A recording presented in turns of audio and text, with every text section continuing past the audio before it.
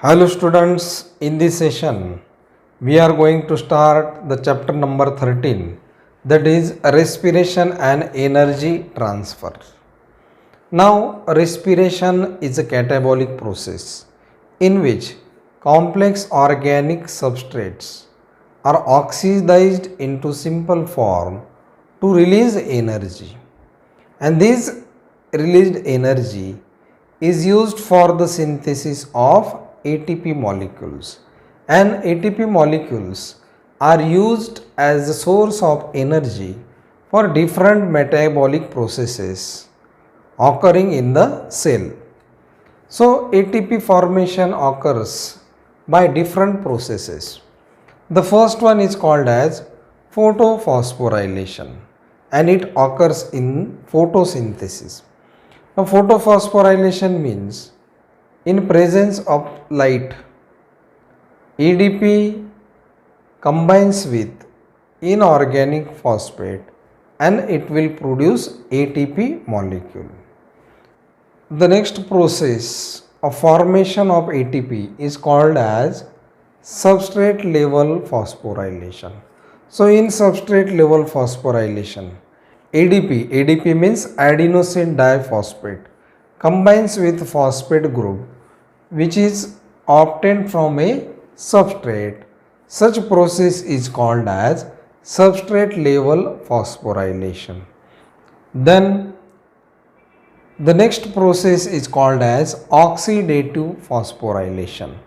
Now oxidative phosphorylation means it is the phosphorylation of ADP using energy released during the oxidation of substrate like NADH2 and FADH2 is called as oxidative phosphorylation. So the oxidation of NADH2 or FADH2 is carried and ATP molecules are produced.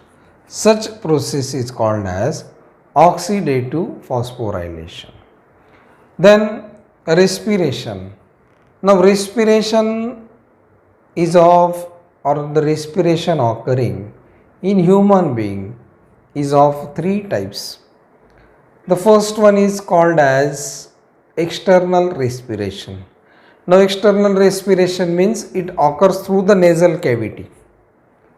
That is, oxygen is taken in and carbon dioxide is given out through the nasal cavity. Then internal respiration occurs in the lungs.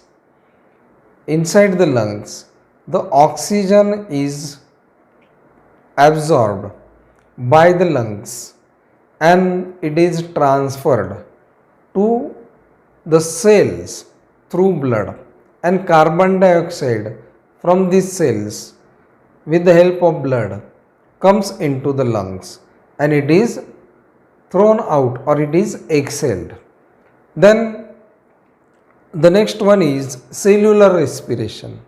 Now cellular respiration means the oxygen is used to convert complex organic food material into simpler form, or there is oxidation of food material, and for this purpose oxygen is required, and during this process energy is released, and this process occurs at cellular level or it occurs inside the cell.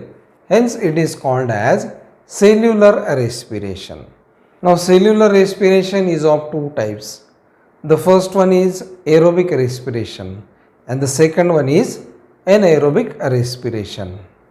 Then the two types of cellular respirations are, first one is anaerobic respiration and the second one is aerobic respiration.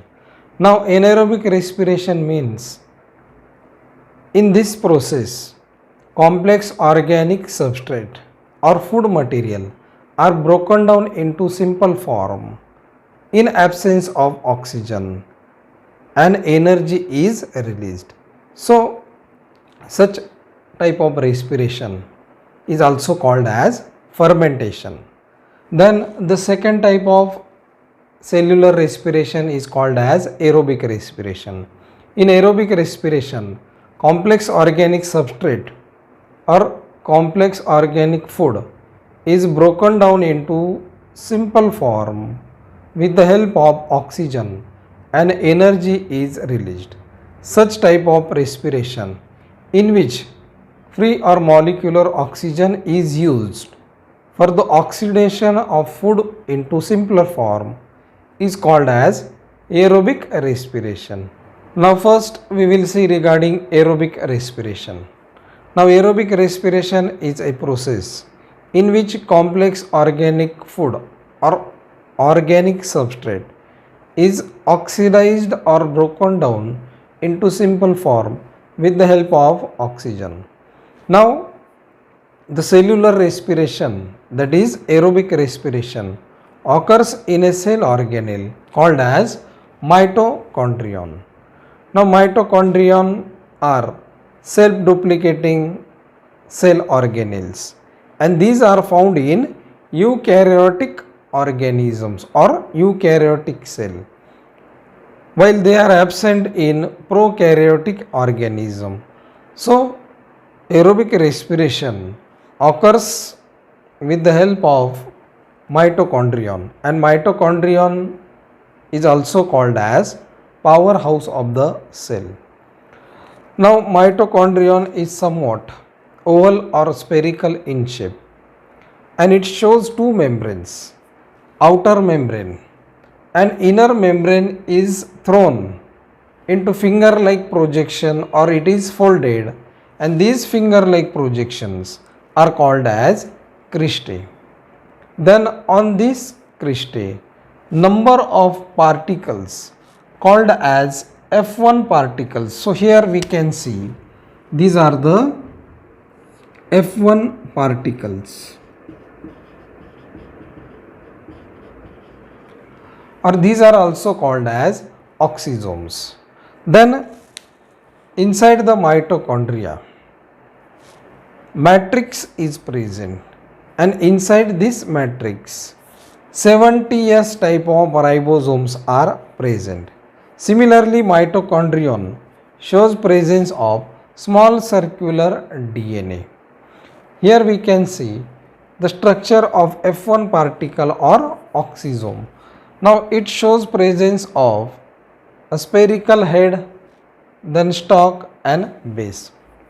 So here we have seen the structure of mitochondrion. Now aerobic respiration occurs in 4 steps. Now the first step is called as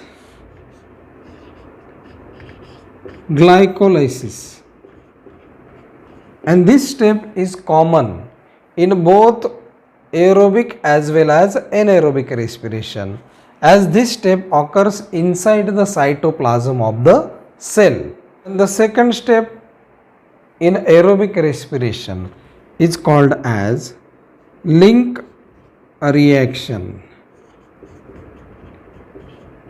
or it is also called as acetylation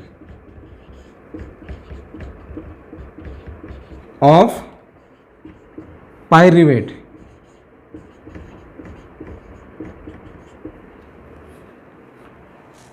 Then the third step is called as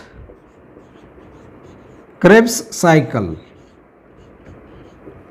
Now this Krebs cycle occurs inside the matrix of the mitochondria, and the fourth step is called as, in short, ETS. ETS means electron transfer system, or it is also called as terminal oxidation. So aerobic respiration occurs with the help of cell organelle called as mitochondrion, and it is present or found in eukaryotic cells, while anaerobic respiration occurs in prokaryotic cell where mitochondria are absent. So aerobic respiration occurs in 4 main steps, that is glycolysis, and glycolysis is a common step in both aerobic as well as anaerobic organisms, as it occurs in the cytoplasm of the cell. Then the link reaction that is acetylation of pyruvate occurs. Then the third step of aerobic respiration is called as Krebs cycle, and it occurs in the mitochondrial matrix. And the final step, that is electron transfer system and terminal oxidation, occurs in the F1 particles of the mitochondrion. So aerobic respiration occurs in higher plants and animals, or the organisms which show presence of eukaryotic cell and in which mitochondria are present, while anaerobic respiration is found in prokaryotic organisms which show absence of mitochondria.